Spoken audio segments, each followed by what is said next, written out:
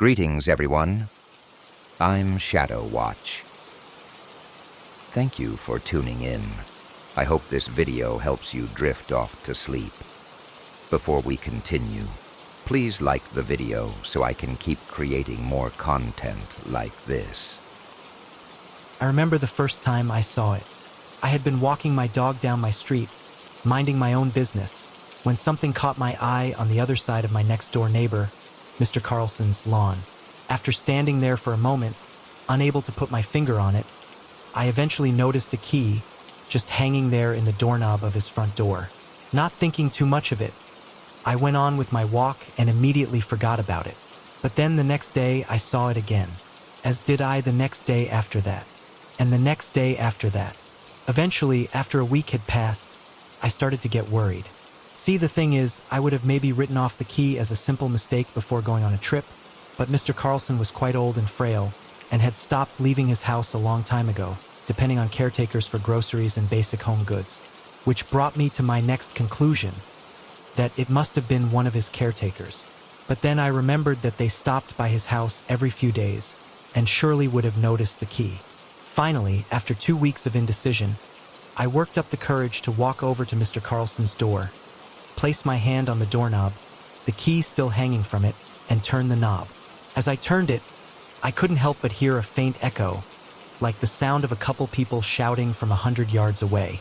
I stopped and looked around. Nothing. I turned back to the door and opened it. Fearing the worst, I braced myself, closing my eyes. Upon opening them, I simply saw an empty foyer and let out a sigh of relief. But what I didn't know was that the worst thing that I feared was nowhere near what I'd soon discover. "Mr. Carlson," I called out before shutting the door behind me. Click. Suddenly, the lights went out and I saw them, Mr. Carlson and Brenda, our neighborhood post office worker, sitting on the staircase together, a look of horror in their eyes. Mr. Carlson, what a relief. And Brenda? I haven't seen her in a week. I thought to myself, remembering the past week's strange lack of mail that everyone in the neighborhood had been talking about. Looking back on it, I should have put 2 and 2 together. But what possibly could the disappearance of our mail person and a key in my neighbor's door have in common? I was about to find out. "Brenda, what are you doing in Mr. Carlson's house?" She simply replied, "They key." "Oh, it's yours?" I asked, letting out a sigh of relief, after spending 2 weeks running through every possible reason for it being left in the door. But before I could bask in the moment, she interrupted me. "No, it's not mine, or his," she said, before turning to Mr. Carlson, who looked exhausted. "It belongs to him," the old man said. "Him?" I asked, confused by where he was going with it. "The man who visits us," Brenda said. "Visits you? What do you mean?" "Just wait. He'll be back, especially now that you're here," Mr. Carlson said. "He's right. I entered just like you did, after dropping off the mail and wondering if something was the matter, finding Mr. Carlson here and that I was trapped inside. And within a few minutes, the man arrived," Brenda explained. "Wait, what are you trying to tell me?" "That you're trapped here," the old man said. "Trapped?" I laughed. "Yeah, okay. Is this some sort of Halloween prank? What with the lights off and everything?" That's when I casually walked back over to the door and tried to open it. Click. But it didn't budge. I stood there for a moment with my back to Brenda and Mr. Carlson, wondering if maybe there was some truth to what they were saying. And that's when I heard him.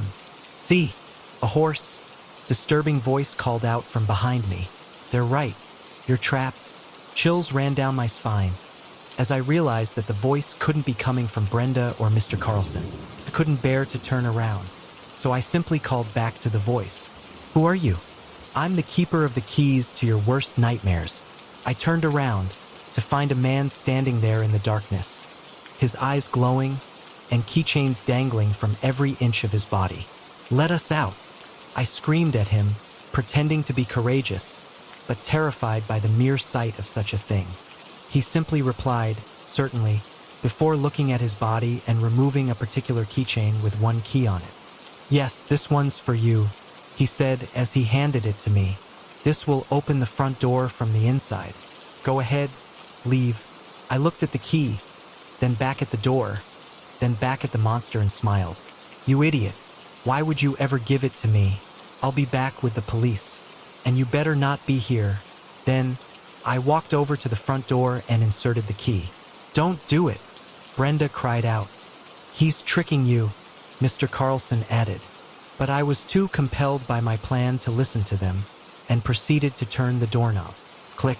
It opened. See, I said, as I turned back to Brenda and Mr. Carlson with a smug look on my face. They simply shook their heads in disappointment. I turned back, opened the door, stepped outside, and shut it behind me, to find myself in a bedroom. My childhood bedroom, to be exact. What the?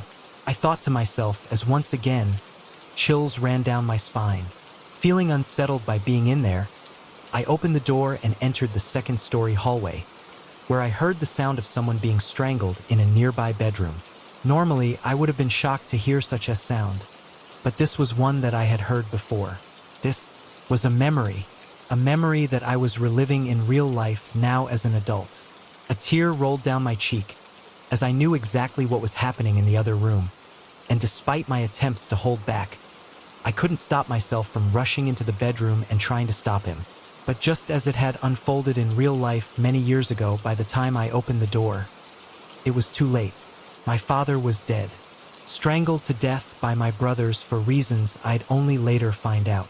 Andrew, no, I cried out, but he had already crawled back into the corner of the room, simply staring at my father's lifeless body.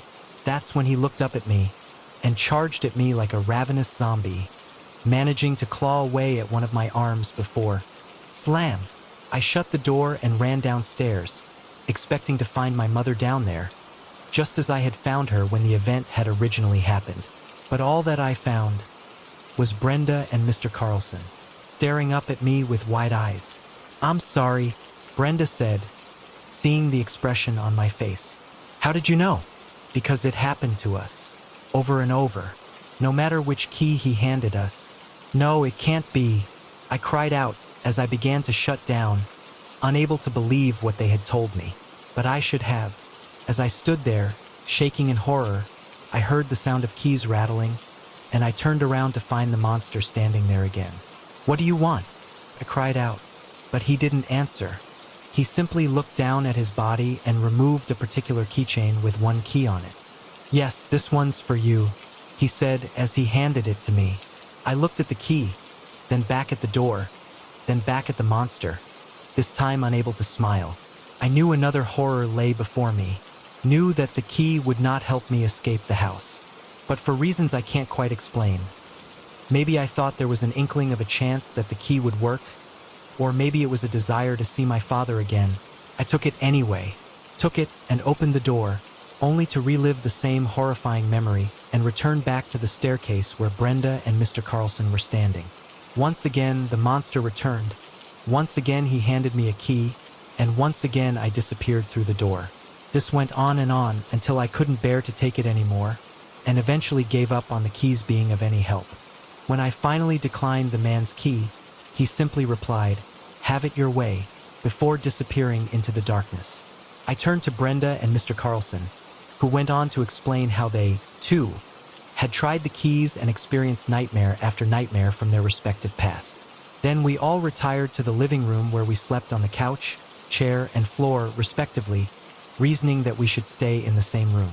The next day, we huddled together, eventually coming to the conclusion that the house, its door, and the keys must be some sort of twisted test, caused by the key in the home's front door, and enforced by the monster that wore an armor of keyrings. We tried everything, from scouring the home for exits, to attempting to make calls on its dead phones, to prying at its boarded windows from the inside out. But after a week had gone by without a single lead, we eventually gave up. That's when someone else arrived. No! We all screamed, our voices surely echoing outside just as I heard them, as Officer Howe turned the key to the front door and let himself in. By the time the door had closed behind him, it was too late, and 3 had become 4. Once again, the monster returned, this time offering Officer Howe a key, who took it and let himself out, experiencing a nightmare of his own, only to return from upstairs a short time later with a look of horror in his eyes.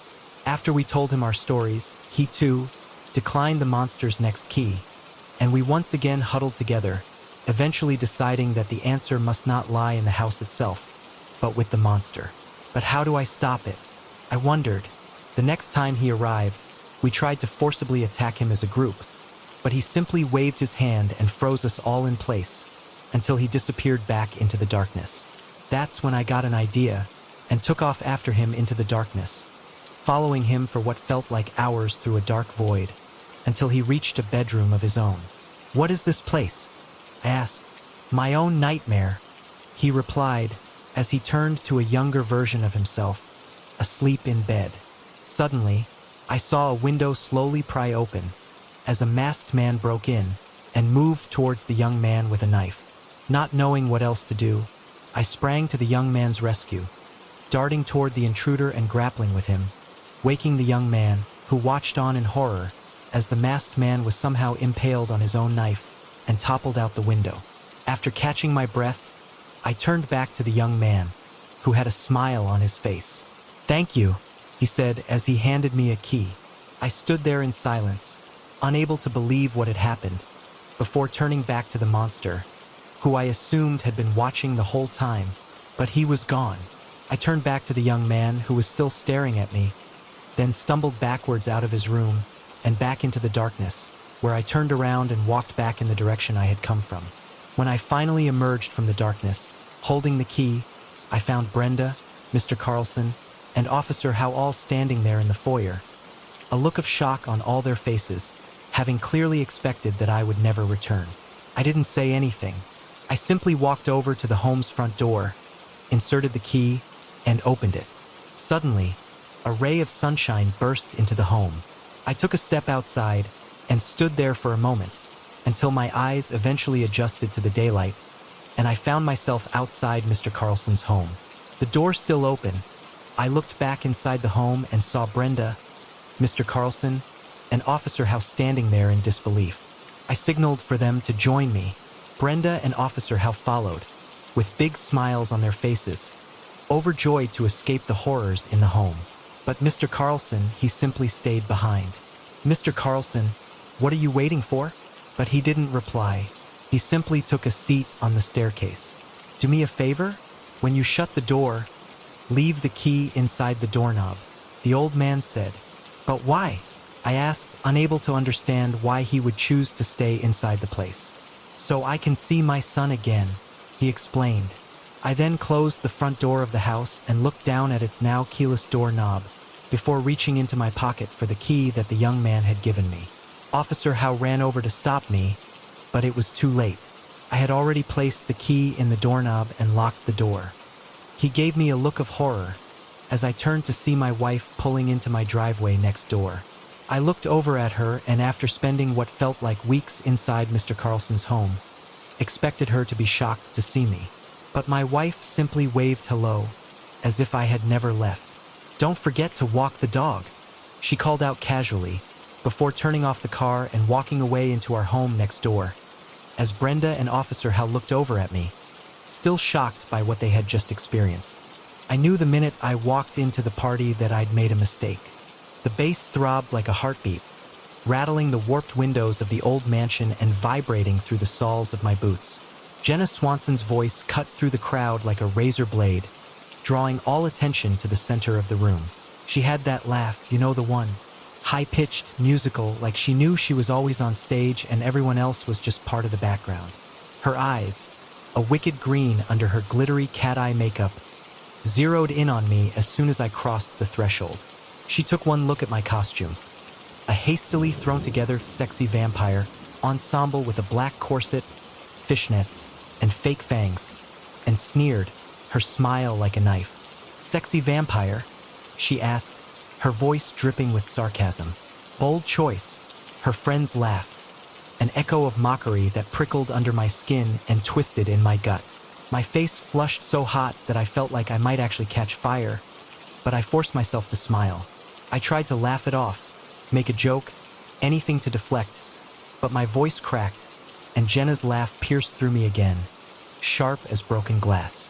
That sound echoed in my head, digging in like a song you can't get out of your mind. My palms were already sweaty, and my grip on the flimsy plastic solo cup was slippery. So yeah, not the greatest start to the night, but the house itself didn't help my growing unease. It loomed above us, a hulking, crumbling monster of wood and stone, one of those old estates that people loved to whisper stories about. It had been abandoned for decades, swallowed by vines and shadows, standing at the edge of town like a guardian of forgotten nightmares. Rumor had it that the original owners had vanished mysteriously, leaving behind a legacy of ghost stories that no one could quite agree on. The mansion's front doors were enormous, sagging on their rusty hinges, and flanked by statues of twisted, grinning gargoyles that looked as if they might come to life and pounce at any moment. Inside, the place was even worse. Creaking floorboards, cracked crown molding, and a stale, musty scent that clung to everything. The faded wallpaper was peeled back in places, revealing a web of black mold creeping across the plaster like veins. It was the perfect place for a Halloween party, as long as you didn't care about the very real risk of the entire house collapsing around you. I stepped deeper into the chaos, weaving my way through clusters of classmates in elaborate costumes. They danced, laughed, and shouted over the pounding music, the fog from a machine curling around their legs like ghostly tendrils. The air was thick with the smell of cheap cologne, spilled alcohol, and something else, a metallic, almost coppery scent that made the hair on the back of my neck stand up. The shadows seemed to cling to the edges of the room, thick and alive, like they were watching us. I'm not great with crowds, okay? Or with parties, for that matter. I'm not one of those people who thrive on being the center of attention or get energized by loud, chaotic gatherings. I'd canceled a diner shift to be here, determined to make an effort for once, to be normal, to feel like I belonged. But the whole thing felt like trying to fit a square peg into a round hole, and I couldn't shake the creeping anxiety gnawing at me. I forced myself to stand by the makeshift bar, clutching my solo cup like a shield. The liquid inside smelled so strongly of alcohol that it burned my eyes just holding it. I took a tentative sip, and the bitter, chemical taste made my throat tighten. It felt like poison, and I swallowed with difficulty, trying to ignore the unpleasant burns spreading through my chest. People around me were getting increasingly wild. One guy in a werewolf mask howled at the ceiling before grabbing a girl dressed as a fallen angel, pulling her into a drunken dance that looked more like a wrestling match. Another group was chanting, their voices merging with the relentless bass in a way that made me feel disoriented. I rubbed my temple, wishing I could retreat into myself, wishing I could blend into the shadows and disappear. That's when I felt it, a slow, ominous heat building behind my nose. My body's early warning system. I get stress nosebleeds, and they always come at the worst possible times. It's like my body's way of announcing to the world, hey, I can't handle this. Middle school had been an unending horror show because of it, and I'd gotten good at recognizing the signs. The prickling sensation, the way the back of my sinuses seemed to catch fire. I knew I had maybe a minute or two before it would start, and I desperately needed somewhere to hide. I slipped away from the main room, trying to move casually even though my heart was pounding. I pushed past a group of juniors who were dancing so close that it looked like they were trying to merge into a single entity, and ducked into the hallway. It was quieter there, but only a little.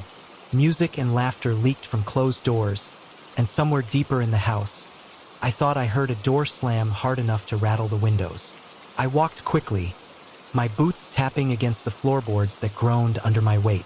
The air felt colder here, almost damp, like I'd stepped into a different world. I tried the first door I came to, but it was locked. The second door opened a crack before slamming shut on its own, as if pushed by an invisible hand. My pulse quickened, and I took a shaky breath, telling myself it was just a draft, just the wind. Finally, I reached the end of the hallway. The last door was covered in deep scratches, as if someone or something had tried to claw its way through. My hand hesitated on the knob, but another hot wave burned at the bridge of my nose, and I knew I didn't have a choice. I twisted the knob and slipped inside. The room smelled like mildew and something even more unpleasant, something that made me gag. A sharp, acrid stench, like old cat piss or rotting wood. A broken mirror hung on the wall, reflecting shards of distorted light, and the carpet squished under my feet, damp and spongy. The walls were lined with sagging bookshelves, their contents swollen and warped by years of neglect. I sank down onto the floor, my back pressed against the wall, and pinched the bridge of my nose. I closed my eyes, willing the bleeding to stop, my head spinning from the combined sense of mold and decay. This wasn't just a bad party. It was starting to feel like a waking nightmare, like something out of the ghost stories people told about this place. I tried to distract myself by thinking about my parents. How furious they'd be if they knew where I was. How they'd lecture me about responsibility and safety. But the thought was hollow. This was supposed to be my night, my one chance to be something other than the responsible kid, to feel like I belonged somewhere. But it felt more and more like a mistake, like a choice that had set something terrible in motion. I don't know how long I sat there, but gradually, the noise from the party faded, blending into a muffled background hum, until something new sliced through the quiet. A heavy, deliberate thud. Footsteps, echoing up the staircase at the far end of the hall. They were slow, purposeful, each one making the floorboards creak and groan. My heart stuttered, and I held my breath, frozen in place. The footsteps grew louder, each one a drumbeat that sent shivers down my spine. Whoever was coming wasn't in a hurry. They moved like they had all the time in the world, each step heavy enough to make the walls seem to vibrate. There was a pause, a silence so profound that I could hear the blood rushing in my ears, and then a splintering crash shattered the stillness. It sounded like a door being kicked in, the wood cracking like bones. Screams erupted from somewhere nearby. A boy's voice, high and breaking with panic, followed by a girl's raw, terrified shriek. The kind of scream that made your body want to run even if your brain couldn't process the danger. My muscles locked, my back pressed so hard against the wall that it hurt, and I squeezed my eyes shut. The crashing, splintering sounds got closer, mingling with more screams. The door to the room I was in rattled, and my breath caught in my throat. Footsteps moved past, floorboards groaning under the weight, and I didn't dare to move, barely even dared to breathe. Then, without warning, the window exploded inward. Glass shattered, raining down in glittering shards, and I screamed, throwing my arms over my head. When I dared to lower them, my mouth went dry. A huge figure lay sprawled on the floor, half covered in glass, as if they'd been thrown, or had jumped through the window. Blood streamed from his neck and forehead, and his eyes stared blankly at the ceiling. He looked like he'd been in a car crash, or worse, and a choked noise escaped my throat. "Holy shit," I whispered, my voice shaking. My hands were trembling, and my instincts screamed at me to run, but I couldn't leave him. That babysitting first aid course hadn't prepared me for this, but I had to try something. Anything. My nose had started bleeding again, and I swiped at it with my sleeve, trying to think. I leaned forward, my knees digging into the carpet, and reached out to see if he was breathing. He made a horrible, wet gurgling sound, and panic flared in my chest. I was about to shout for help, or at least try to, when a voice cut through the room, cold and smooth as silk. "Naughty," it said. I jerked around, my heart slamming into my ribs. In the doorway stood a woman, and everything about her screamed danger. Her hair was dark as midnight, falling in waves that framed a pale, perfect face. Her eyes were outlined in black, and her lips curled into a smirk that revealed sharp, glinting teeth. She looked like she belonged in a Tim Burton film, all shadows and elegance, but there was nothing comforting about her. Her eyes glinted with a predatory amusement as she stepped forward, boots tapping softly against the broken glass. She tilted her head, looking at me like I was something interesting to dissect. "No respect for seniority," she said, almost playfully. "You interrupted our game. How rude." I didn't know what to do, what to say. My mouth was dry, and the taste of blood lingered, coppery and metallic. I couldn't move, couldn't breathe. Her gaze pinned me in place like a butterfly on a board. She knelt beside the man on the floor, and her eyes gleamed as she leaned in, her lips parting. Before I could even react, she sank her teeth into his neck, and the sound, the wet, sickening sound, made my stomach churn. The man convulsed once, a horrible, choked noise escaping him, and then he went still, limp, lifeless. I wanted to scream, to run, but I was frozen, rooted to the spot as she straightened, blood smeared across her perfect mouth. She wiped her lips delicately and turned her gaze back to me, her smile widening. "We'll need more blood soon," she said, almost like a joke, and then she gestured for me to follow. My legs moved of their own accord, my brain screaming at me to fight, to resist, but my body didn't obey. It was like being trapped in someone else's nightmare. The living room was transformed. My classmates, the same people I'd known since elementary school, stood in glassy-eyed trances. The vampires, because that's what they were, moved among them, whispering in their ears, guiding them away one by one. The trance would break just before the end, and the screams that followed made my blood run cold. It was a feast, and we were the main course. I was shoved onto a couch, and someone pressed an 4-bag into my hands. It was filled with blood, warm and thick, the metallic scent making me gag. The woman from before, Morticia, I started calling her in my head, watched me with dark amusement. "Drink up," she said, her voice silky. "Since you've started early." I clutched the bag, trying not to vomit, trying to blend in, to look as hypnotized as the others. My hands shook so hard that the blood sloshed inside the bag, but I forced myself to keep still, to plaster on the best fake smile I could manage. The vampires moved around the room, laughing, drinking, like this was just another party. But their eyes were always watching, always searching for any sign of resistance. When they weren't looking, I slipped away, my legs moving stiffly, my stomach twisting with fear. The kitchen was empty, and I tried the back door, but it opened into gray nothingness, a shifting void that made me feel dizzy and nauseous. Desperate, I stumbled toward the sunroom, but when I stepped through the glass doors, I found myself back in the same hallway, facing the opposite direction. It was like the house itself was alive, warping and twisting to trap us. I tried to call for help, but my phone showed nothing but static. No signal, no emergency line. The isolation was suffocating. I had one job now. Keep the vampires tipsy on the blood packs, hope they stayed distracted, and pray that someone, anyone, would come to our rescue. But the blood packs were running low, and with each empty one, the vampires' eyes grew hungrier. I'm typing this out now, hoping someone will find this message, hoping someone will know that I tried. I'm not a hero, just a scared kid in a sexy vampire costume, trying to survive a nightmare that feels far too real. And if you're reading this, please send help. I am, finally, brave enough to post this. I do not care about the consequences. I may be arrested and prosecuted for treason. I shall not use my real name. You can call me Rares, Sergeant Rares Buzescu of the Romanian Army. This is what happened to me in October 2022. I was in a military unit in the delta of the Danube, in the north of the Dobrogea region of Romania, under the border with Ukraine. A little bit of context for those unfamiliar with the places. That region of Ukraine is southern Bessarabia, sandwiched between Romania and the Republic of Moldova, and it used to be Romanian territory.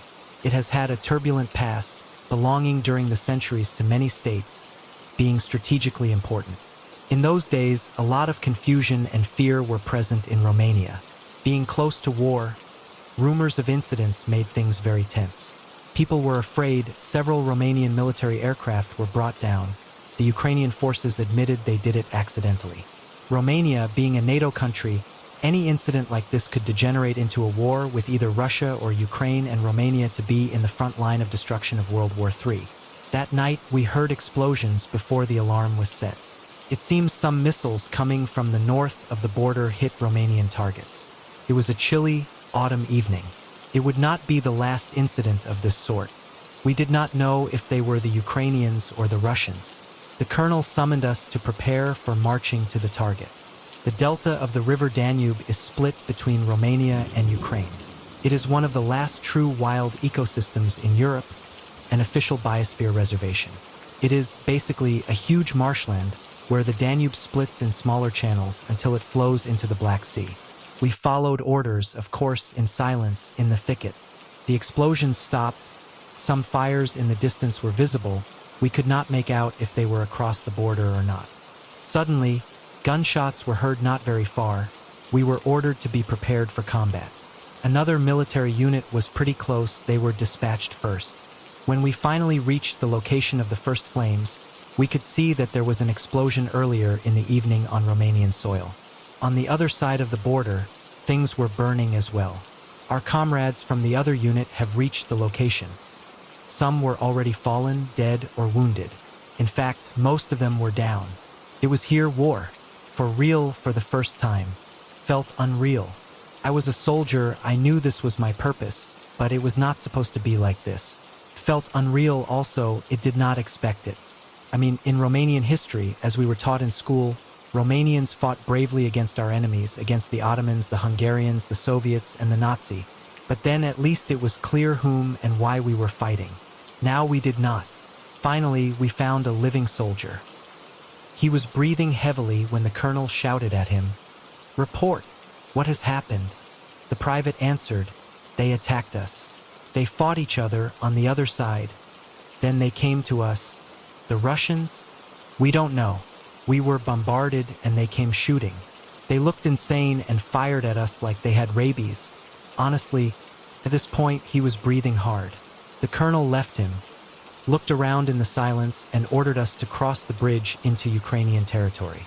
We obeyed. We were soldiers. Soldiers obey orders. But we knew what this meant. A part of me wanted to just flee.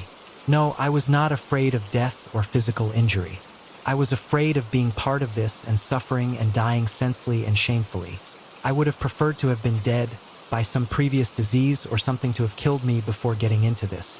I even hoped a loose bullet would take down now before being engaged in the fight. I was not old, I was in my late 20s, but I wanted to die with a clean conscience then to get on with this. I thought of running and being put to trial like a deserter. Perhaps I would have been executed. The thoughts rose up, one after the other, in my mind. We crossed the bridge and the colonel brought us, as the last remains of daylight disappeared, in thicket.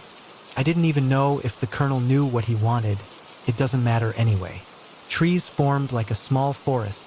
On the other side of the border, almost complete darkness and chill. A shadow creeped upon my heart. It was something else, something different from what I felt before.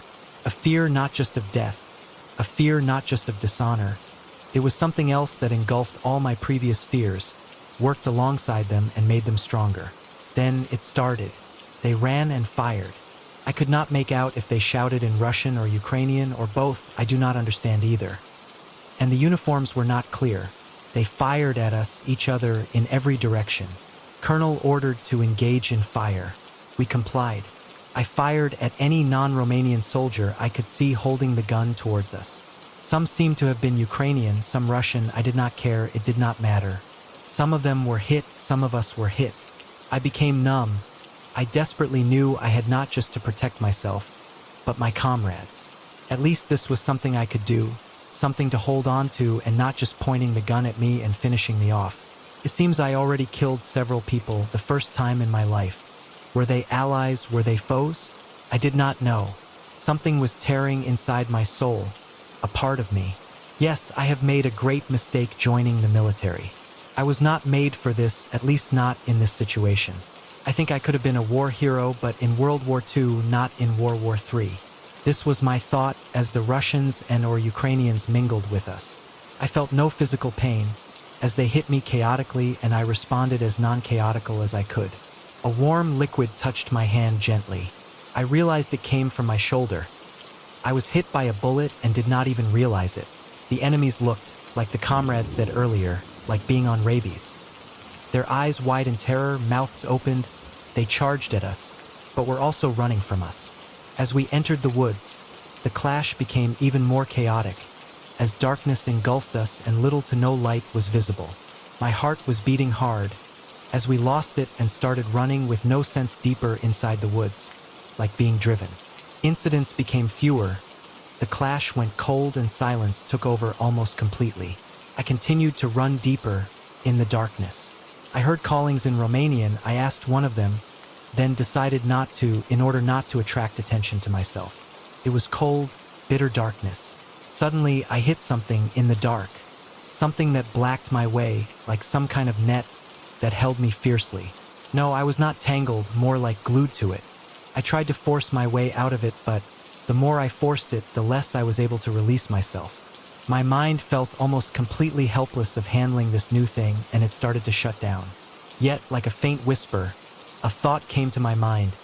Take the knife, combat knife, from your boot, while you still can, and cut it out. Fast. I obeyed the thought and managed to get the knife. Fortunately, my right arm was almost completely free of the thing, and I was able to grab it and started cutting. It was hard to achieve this at first, but I think it was good that it was hard. If it came to easy, my mind would not have calmed down, would have not settled down, and I would have restarted running blindly. I was desperate at first, seeing that it was so hard to cut, especially since I clearly felt I needed to get out as fast as I could. As I struggled with the process, I started to become aware of my situation and surroundings, and even if I knew I had every reason to finish it as soon as possible, I was able to evaluate my situation and what was around me more calmly. Few people were around at this point, few gunshots, some screams from time to time. The darkness felt unreal and intoxicating. I tried to get rid of this thought, as was starting to get hold of myself, but I could not escape it. And something like whispered in my thoughts, something very bad will happen to me soon, if I do not get out soon from there. Indeed, as I was getting close to cutting it completely, I heard a rumble in the trees behind this net, from up, towards me. For the last 2 seconds, before breaking free, I even caught a glimpse of something moving, but I escaped and went backwards. This time, I was determined not to lose myself so easily, and, although I was far from being safe, I walked slowly and, eventually, decided to stop and evaluate. The almost complete darkness felt unnatural, like some sort of black mist that, once entering the lungs, made my mind like being into some sort of drug. I thought this could be chemical weapons or something. I stood on the spot and opened a flashlight from my haversack.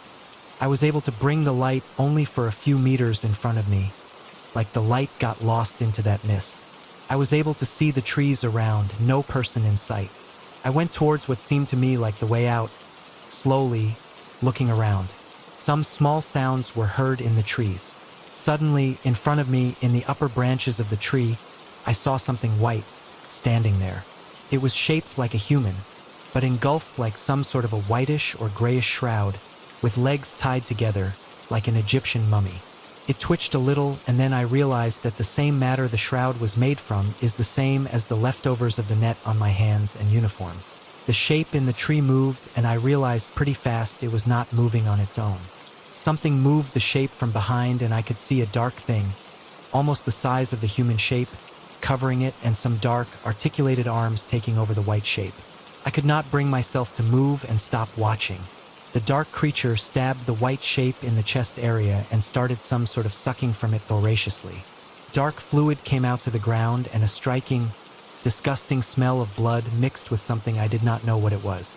It was a spider eating its still living prey. I turned my flashlight around me, around the trees, and noticed that this tree was not the only one with victims wrapped in cocoons. My blood ran cold when I realized that above me, in the canopy, the spiders were moving. How many of them there were, I do not know. I started to run towards what seemed to me like the exit of the woods. No living person was in sight, although I could see corpses all over the place. From time to time, some cocoon swung in the wind or had fallen to the ground.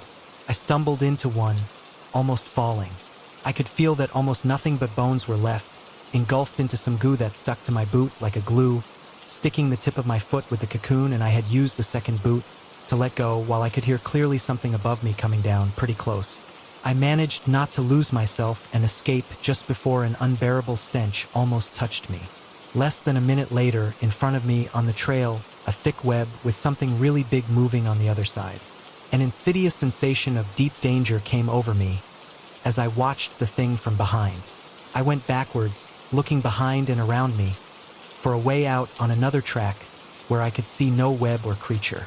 But this was a really bad idea as I stumbled more into the woods, especially since I was unfamiliar with the place.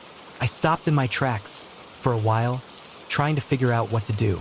I listened around me, faint noises around me, scratches not very far, but not too close either. No living soldiers, only dead or dying. From time to time, where was everybody? Has someone escaped? There was no way of knowing. I was trained to face difficult situations, but this was beyond all I ever imagined, as this new enemy was unlike any I prepared to face. I needed to meet someone, anybody. I sat down, listened, and sniffed. Yeah, I sniffed. Strange odors, marsh combined with weird, unpleasant smells. The darkness itself felt unnatural in itself, like it was absorbing light, so to say. The flashlight could not reach far. It was like it faded into some fluid. Was I afraid of death? Yes, I was. But that was not all. I would have preferred a death that I could understand. A death I could expect, if it makes sense, but not this. I did not understand what was going on, and that made me feel that all my experiences, all my training was not just useless, but also senseless. I kneeled on one leg and looked at the ground, not knowing what to do. I listened, trying to calm myself even further so that my rational mind shall find a way.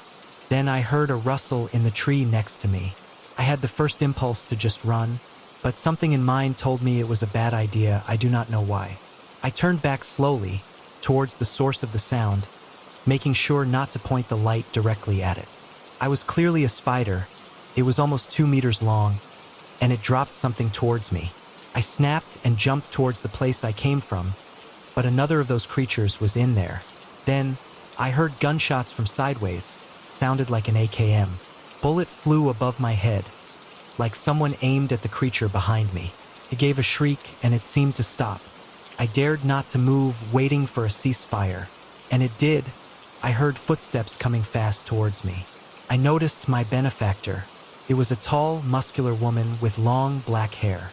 I noticed the Ukrainian flag on her uniform.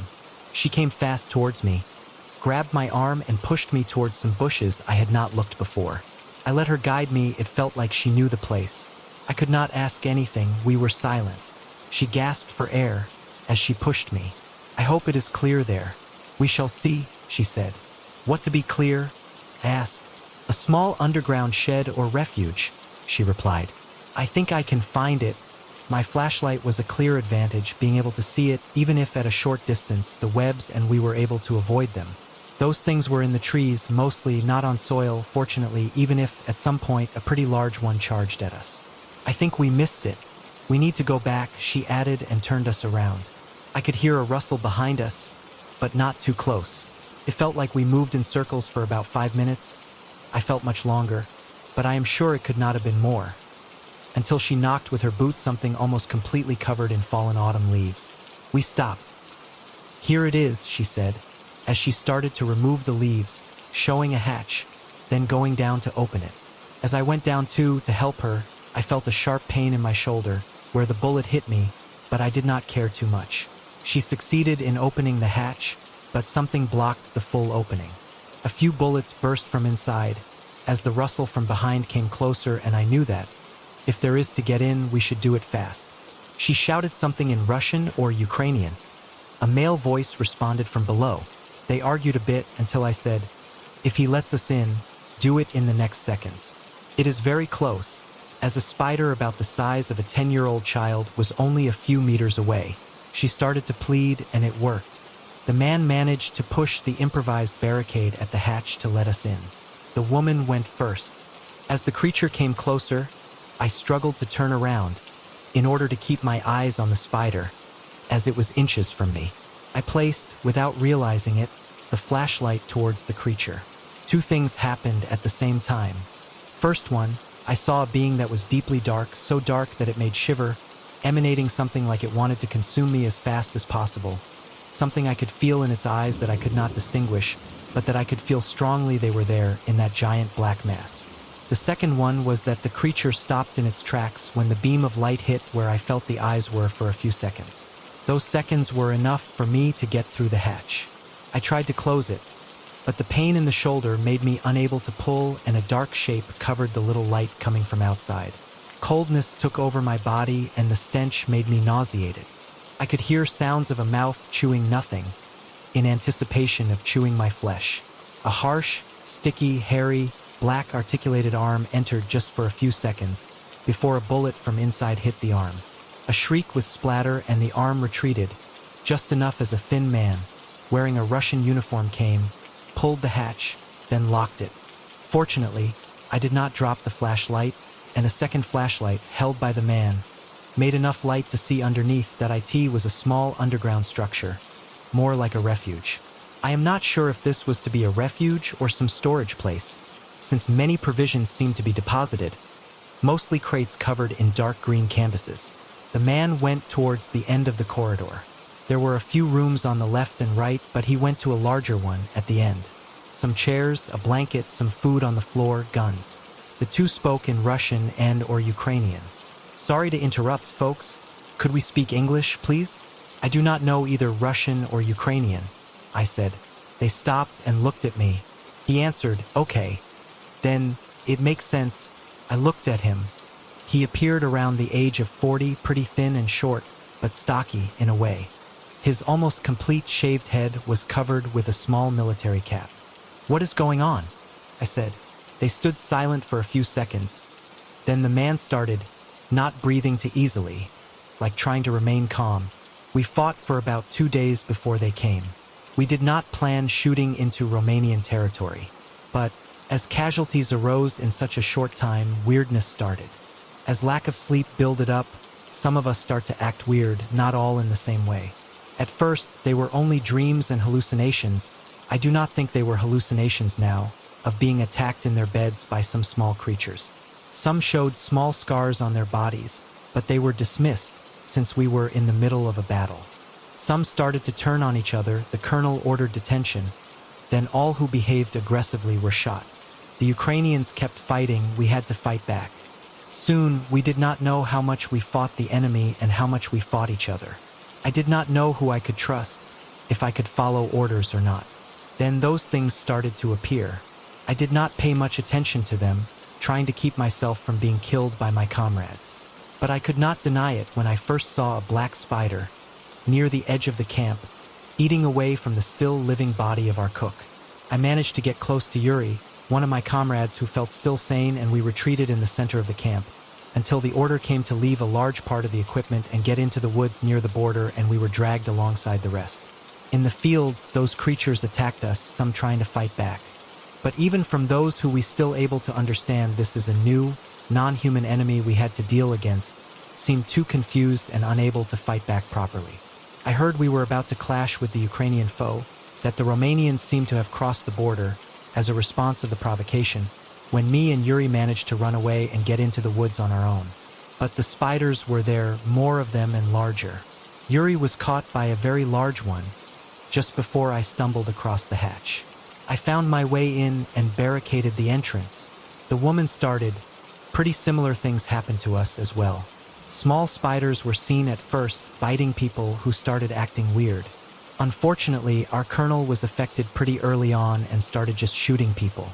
The major shot the colonel and shouted he is the new commander. Some protested, and someone I could not identify shot the major. The floodgates were open and my comrades started turning on each other. I hid myself up to a point. Then, like in his case, I was taken with the flow. As the people started to head towards the woods, I gave a sigh and looked at them. You know, my country may be enemies with any of your countries. I understand not to talk about certain aspects. But right now, what matters is that those things are a common enemy, and in the end, all of us are human. We need to work together to escape. They looked at me, the woman smiled and nodded. The man gave a sigh and nodded as well. I think it is okay to introduce ourselves. I am Sergeant Rares Buzescu, Romanian Army. The woman said, Lieutenant Alina Kirkova, Ukrainian Army. The man said, Private Dmitry Fedorov, Russian Army. We shook hands and started talking on a strategy. Alina tried to help me with my shoulder. Some stinky goo was on my uniform.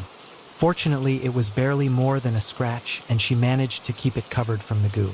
We ate a bit, took some vodka, then went to the entrance to listen. I found out that Dmitry was from Ekaterinburg, that he lost his father when he was in primary school. He told us he used to be religious as a child, then he became colder into faith but not atheist. He told us he prayed for the first time in a while tonight and he feels that only God can help us. Alina told us that she was from Kyiv, that she joined the army years ago, that she was always a competitive girl as a child and teen who loved female action heroes, that she was a convinced feminist. Then, after a while, being disappointed in real-life military life, left it and became a hairstylist. She held a YouTube channel where she posted ASMR videos with haircuts, hairstyling, and massages, while being dressed sexy. The channel gained some following, she did some interventions like pumping her lips, she planned breast augmentation. When war came, she was called to arms, on the basis of her previous formation. I told them that I was from Susiava in the north, that I was not particularly religious, that I became a soldier due to the war games and RPGs I played as a teen, and that I justified it to myself somewhat thinking of the patriotic literature I was taught in primary school. I told them I was never truly religious, that I went to the Easter service, to weddings and funerals, and that was about it. Dmitri told me it makes a good idea to start praying now, and he showed us the cross his late grandmother gave him that he never stopped wearing. The surroundings were mostly silent, but we did not dare to come out, as we still felt their presence, like waiting for us to get out. I started, "Those flashlights shall not be out of battery soon. The night is still pretty long, so we need to decide quickly what to do. I hear them screeching on the outside. Is there any way for them to break in?" Alina replied, "There are some ventilation shafts sideways as far as I know, but they are pretty narrow. I don't know. If there are little ones, as they seem to change size, they may enter. I say to secure them." I answered. They agreed, and we started searching each chamber for the vents. They were pretty narrow, they were not hard to cover with cloth, although the metal covers were kind of rusty. We have had enough supplies for a few days, and decided to put the flashlights off and stick them together near the entrance, and watch the clock from time to time. We allowed ourselves to sleep for about 90 minutes at a time, but never all at once. As we sat, we felt like some force, let's say, I cannot find a better term. In the air, something that took away, slowly, my will to fight and live, and I started not just feel, but also live like it was just a question of time before I shall become the meal of the creatures, like they spread something in the very air we breathed and it entered our tissues. Neither of them seemed to know if this was a weapon of either armies. They seemed sincere enough. Dmitri started praying, he said he felt like it, the paraclesis of the Mother of God, then the Acatist of Saint Demetrios of Thessaloniki, who was his patron saint. We felt a clear release from the shadow on our souls, although not totally. I dared to have a little sleep, then Alina fell asleep alongside me. Suddenly, Dmitri woke us up. "There is something in the first room on the right," he said. "We secured them. What can it be?" I asked. "I do not know. Let's have a look," he answered. We managed to get up and open our flashlights and get into there. There was something screeching in there, behind a wooden box. Carefully, Dmitri removed it to discover a dead mouse and, behind it, a hole between the floor and the wall, probably made by mice. Alina gave a sigh of relief, probably thinking it was a mouse. Dmitri looked carefully around, pointing with the flashlight around. I felt dread. I knew that was not a mouse that made those sounds, even if it used, probably, the mouse hole to enter. With my flashlight, I managed to get a glimpse of something larger than a rat, something black that ran away from my light, before jumping upon Dmitri's left leg and piercing the flesh through the pants. I hurried to help him, and I saw a black spider, larger than a tarantula, firmly embedded in his leg. Pointing the light upon it, it gave some sort of screech. It was clearly uncomfortable with the light, but it held on. I grabbed my knife and tried to stab it between the head and the abdomen. It was not easy, as I had to be careful not to get bitten myself. Dmitri fell to the ground, and I used his lack of balance to crush the neck of the spider with the knife, and a black, sticky fluid came out of it. Dmitri grabbed it with a piece of canvas and pulled it out fast, with a grimace of pain, breaking its head from the rest. "No, you should not have done that," said Alina, going down next to him. "The mouthpieces will remain in the flesh." Dmitri was panting as the fluid started to stick to his clothes and the clothes to the skin. "Fast, we need to remove the head and the pants." I was a bit confused, since I did not know what to do. "We need to improvise." "I shall try with a knife." What followed was a kind of brutish improvisation. I am not sure how much Alina knew what she was doing. She tried to pull out the mouthpieces from the wound with the knife. I think she kind of fumbled. I actually tried to call in Romania, since the border was close and I might have got some signal, but it did not work. Alina tried to wash the wound with some vodka. Dmitri endured pretty stoically, only with some moans. We need to get him to a hospital as fast as we can. This could be lethal soon, said Alina. Either death or losing my mind, like those before me, replied Dmitri. No, I do not think there is any way to reach any hospital soon. I think this is it. Stop it, said Alina. With this attitude, you shall die surely. Without it, at least you have a chance. Dmitri started laughing bitterly. No, I know it, I feel. This is how it is supposed to happen. I prayed earlier. I am quite at peace now. You can either let me die, or if I get insane like the others, you can either shoot me or send me out to eat me. Alina looked at him with a mix of anger and frustrated desperation. But Dmitri continued. One of us needs to die in order for the rest to escape. They shall enter this place before dawn, one way or the other. They are really hungry and we know it. I prayed when you thought I was sleeping. I remember how Saint Demetrios, my patron saint, the Christian military imprisoned for Christ, prayed in prison that Nestorius, the Christian fighter, would defeat the giant champion of the pagans, Laos, like David defeated Goliath.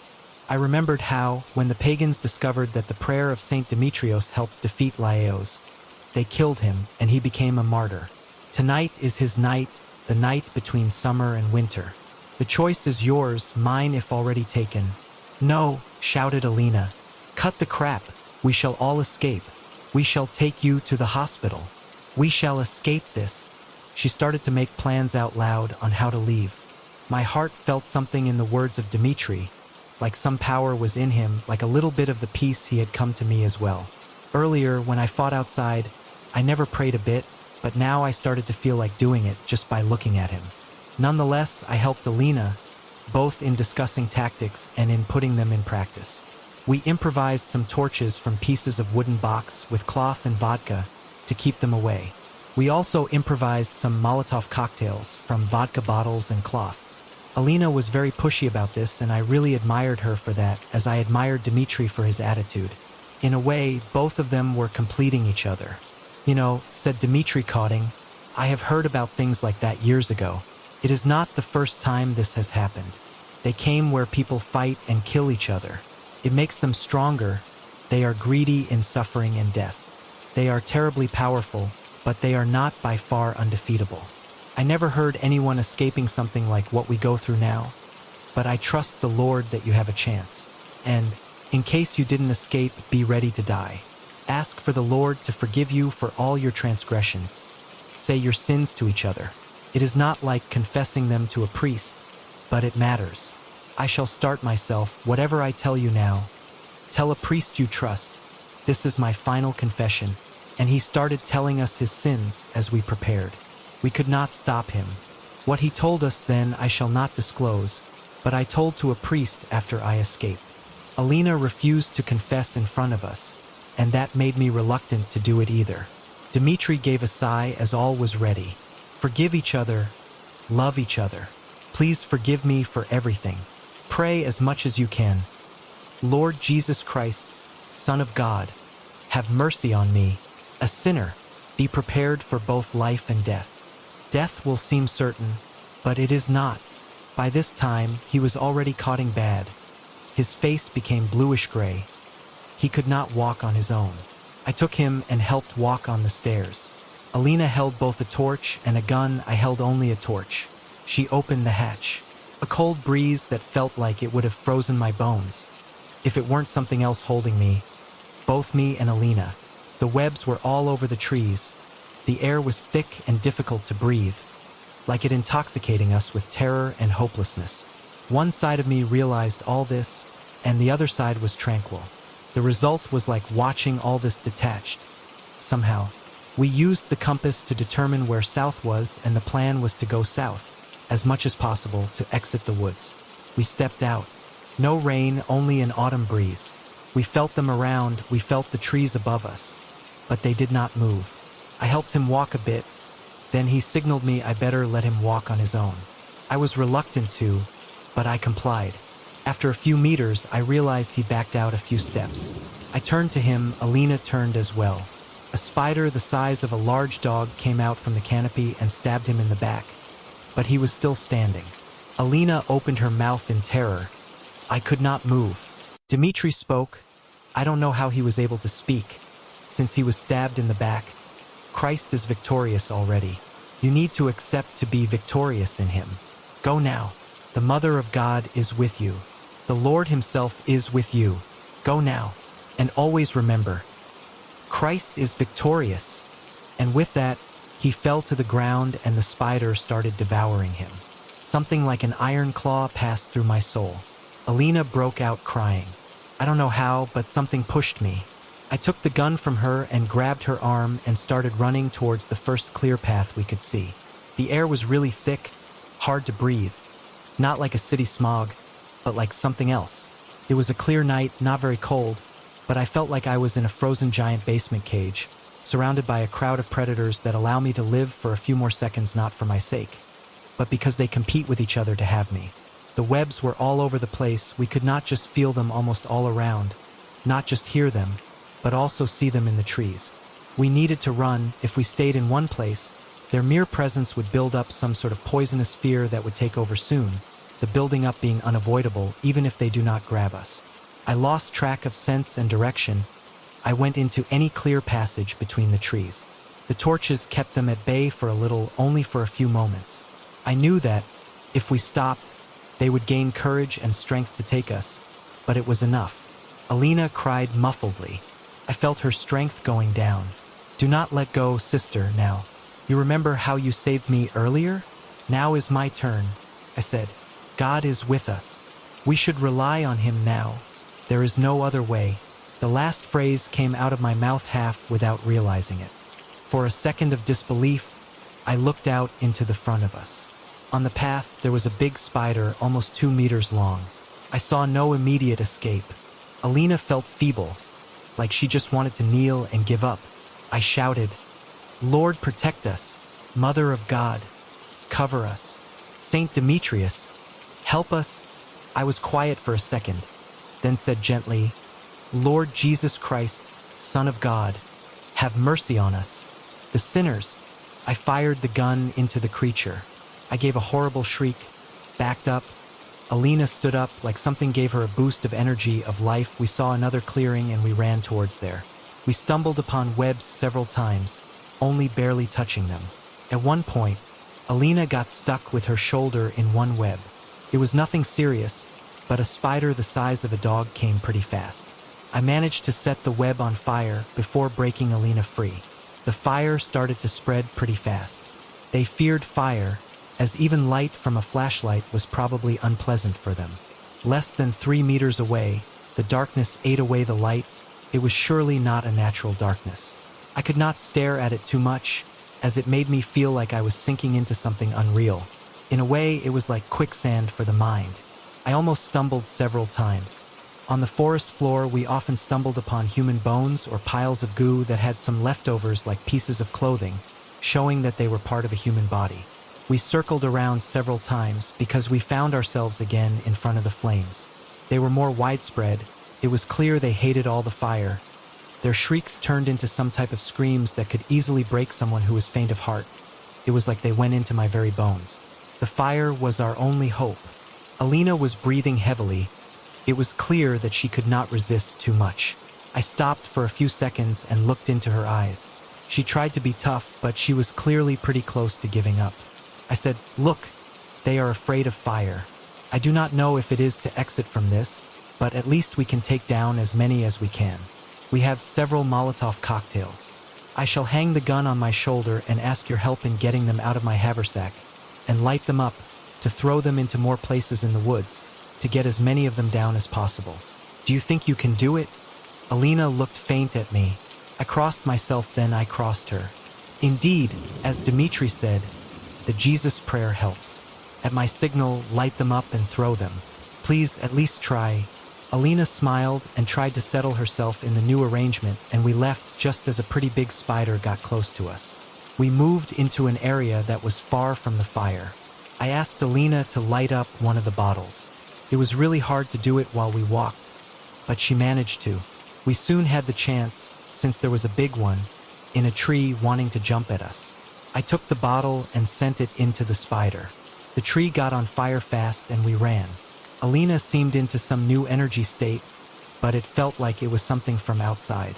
We repeated it several times. The fire took over different parts of the forest. The fear in my mind not just got stronger, but it started to blow like a wind. It felt huge anger from the creatures that turned into hatred. We prayed the Jesus prayer almost ceaselessly, just to keep us standing. Mentally, it was like running a marathon on a very narrow path with the mountain slope on one point and a deep precipice on the other. We finished the bottles and I started firing the gun over and over as those things came more and more towards us and faster. At some point, we remained out of bullets. We were held by something or someone. No way we could have survived and not break. We could have lost it or died 100 times. At some point, Alina stumbled and fell to the ground. Her torch fell to the ground as she laid down, breathing heavily. I tried to wake her up. She was clearly at the end of her strength. She went to sleep on the leaves. At that moment, two things happened, one through the other. A dark shadow, greater than the darkness I was already accustomed with, covered us, and with thuds, giant articulated legs surrounded us, covering almost the entire clearing. It was good that Alina fell to sleep then, and she did not face the giant beast above us. I did not dare to look at it, as drops of unholy toxic saliva fell upon us. I heard the chattering of a giant mouth ready to chew us at once in such haste that it would not take its time to cover us into a cocoon and suck us. Even the invisible dark eyes felt like wanting to devour us, to suck us in a second, before the mouth reached us. I do not know how the stench did not make me pass out at once. And the second thing was that, for a moment, I looked at one side of the clearing and I could see the field and the clear night sky. Mother of God, help us. Lord, have mercy on us. Perhaps my heart would have just stopped before the mouth ever touched me. When I heard a voice, perhaps in my mind, I do not know, the voice of Dmitri, who said, "Get up and place the torch into its mouth. Then take the small knife from your boot and push it inside the enemy now." Perhaps my heart stopped beating. I do not know. I was already almost gone. But a terrible, yet amazing force took me up and made me push the torch inside my mouth. That force felt like a shield that protected us from death or from having our minds blown by the scream, so that I was able to get the knife out of the boot and stab the being close to the mouth. The torch fell to the ground. The creature stood up in pain, and that invisible force made me, or helped me, take Alina in my arms, rise and start running inside the tornado I was in. I do not know how I found myself out in the fields, running with Alina in my arms, sleeping. Unearthly screams were heard behind us, from the woods, and I heard the creature coming towards us at an immense speed. I was like skydiving at a huge speed. I heard one last huge scream and a blast. I stopped and looked back. The being exploded out in the fields as the forest was on fire. I grabbed Alina and continued running. As we moved away from danger, my strength diminished. I let her down in the grass and tried to wake her up. She opened her eyes and gave a sigh. "It is over," I said. "The Lord saved us. He worked through Dmitri. Praise be the Lord." She started crying. I gave her a hug.